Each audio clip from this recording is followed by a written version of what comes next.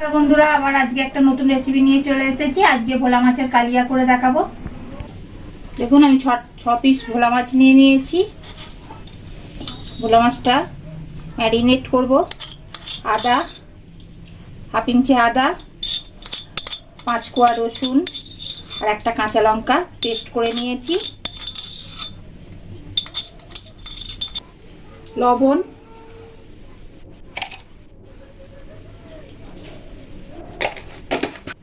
হলুদ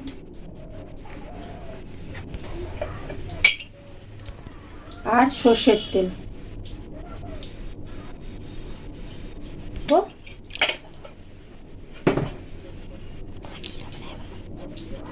মাখিয়ে নেব এবার এটাকে। মশলাগুলো হাতে করে ভালোভাবে সব মাছের গায়ে ভালোভাবে মাখিয়ে নেব। নুন হলুদটা মাছের মধ্যে না ঢুকলে কিন্তু ভালো লাগে না মাছ খেতে। ঠিক হাতে করে মাখানোটাই ঠিক।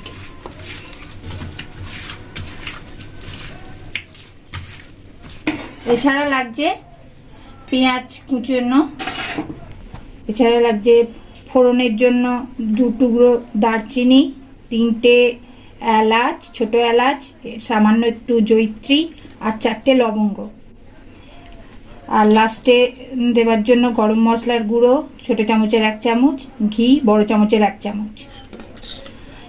আর এবারে মশলা লাগছে ধনে গুঁড়ো বড় চামচের 1 চামচ, জিরে গুঁড়ো বড় চামচের 1 চামচ, হলুদ গুঁড়ো বড় চামচের 1 চামচ আর কাশ্মীরি লঙ্কার গুঁড়ো বড় চামচের 1 চামচ। আমি একটা পেঁয়াজকে কুচিয়ে নিয়েছি আর একটা বড় পেঁয়াজকে পেস্ট করে নিয়েছি। 3টে কাঁচা লঙ্কা আর 5টা রসুন আর রসুন কোয়া আর হচ্ছে আদা 1 ইঞ্চি দিয়ে পেস্ট করে নিয়েছি। ঝালটা যে যেমন খাবেন সেরকম লঙ্কা দেবেন। এটা হচ্ছে টমেটো পেস্ট। টমেটো আমি আমার বড় টমেটো বলে আমি হাফ দিয়েছি, ছোট টমেটো হলো একটা। এটাকে পেস্ট করে নিয়েছি। আর দই বড় চামচের 1.5 চামচ। দইটাকে আমি ভালো করে ফেটিয়ে নিয়েছি। কড়াতে আমি তেল বসিয়ে দিয়েছি। এই মাছটা এবার আমি ভেজে নেব।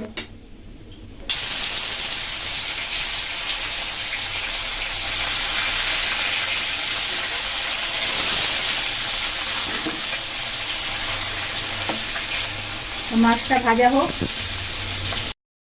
হয়ে গেছে, এবার উল্টে দেবো মাছগুলোকে।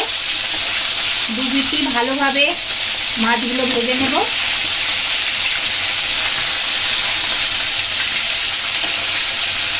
মাছটা আর একটু ভালোভাবে ভাজা হোক।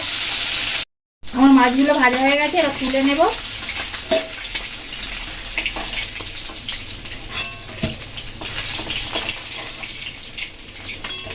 এবার বাদ বাকি মাছগুলো এরকমভাবেই ভেজে নেব।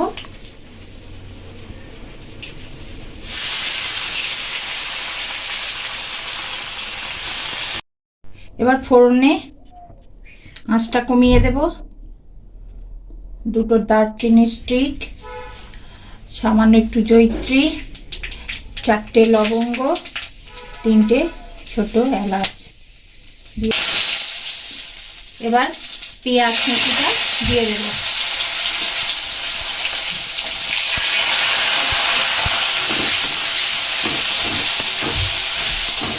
পেঁয়াজ কুচিটা বাদামি বাদামি কালার এলেই ভালোভাবে বাদামি বাদামি কালার ভাবে ভেজে নেব। এটা ভাজা হোক। চিনি দিয়ে দেবো 1 চামচ। চিনিটা দেওয়ার কারণ হচ্ছে কালারটা ভালো আসবে, ওই জন্য চিনি দেওয়া।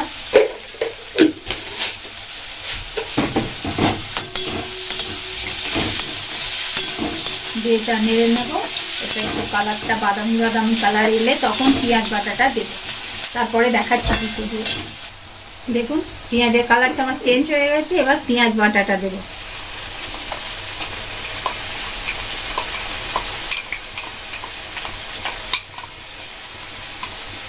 বড় একটা পেঁয়াজ আমি পেস্ট করে নিয়েছি আর একটা বড় সাইজের পেঁয়াজ কুচিয়ে নিয়েছি। পেঁয়াজ বাটাটা দেওয়ার কারণ হচ্ছে যে ঝোলটা হবে না সেটা বেশ ঘন হবে, খেতেও ভালো লাগবে।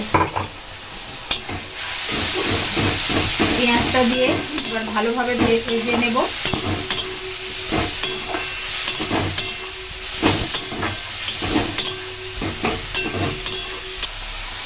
এবার আদা রসুন আর লঙ্কার পেস্টটা দিয়ে দেবো। আদা রসুনের একটা কাঁচা গন্ধ থাকে, যতক্ষণ না গন্ধটা যাবে ততক্ষণ তেলের মধ্যে ভালোভাবে নেড়ে ভেজে নিতে হবে। এই মশলাটা দেবো, এই জন্য আঁচটা আমি কমিয়ে দিয়েছি যাতে মশলাটা না পুড়ে যায়।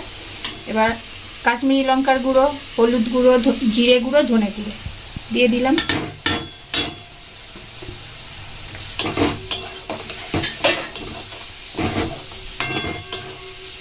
আর আমি একটু সামান্য জল দেব মশলাটা কষাবার জন্য, আর মশলাটা যাতে না পুড়ে যায় ওই জন্য জলটা দিয়ে ভালোভাবে কষিয়ে নিতে হবে। স্বাদ অনুযায়ী লবণ,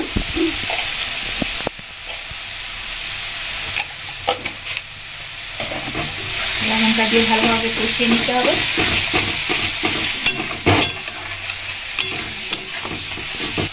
এবার টমেটো পেস্টটা দিয়ে দেব।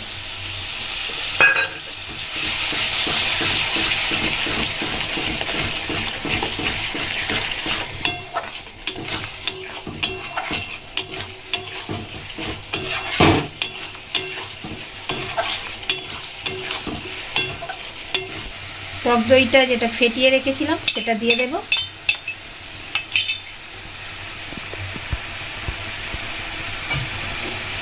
বাকিটা ধুয়ে জল দিয়ে দেব, দিয়ে ভালোভাবে কষিয়ে নেব। এবার কিন্তু আঁচটা কমিয়ে দিলাম যাতে দইটা না কেটে যায়।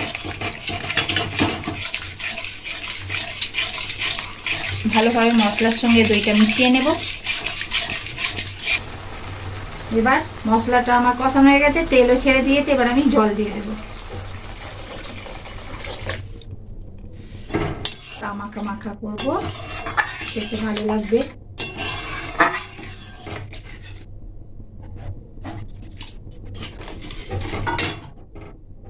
ঝোলটা ফুটলে তারপর মাছগুলো দেব। ঝোলটা আমার ফুটে গেছে, এবার মাছগুলো দিয়ে দেবো।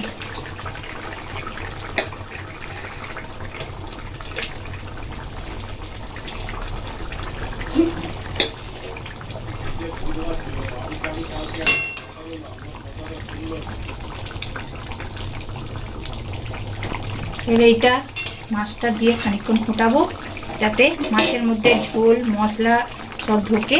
তারপরে কি করব পরে দেখাচ্ছি। মশলার গুঁড়ো ছোটো চামচের 1 চামচ, আর ঘি বড় চামচের 1 চামচ।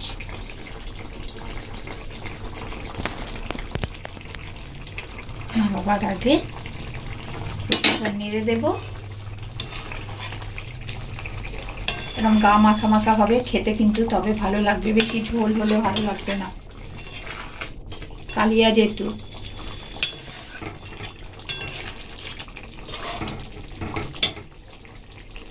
হয়ে গেছে।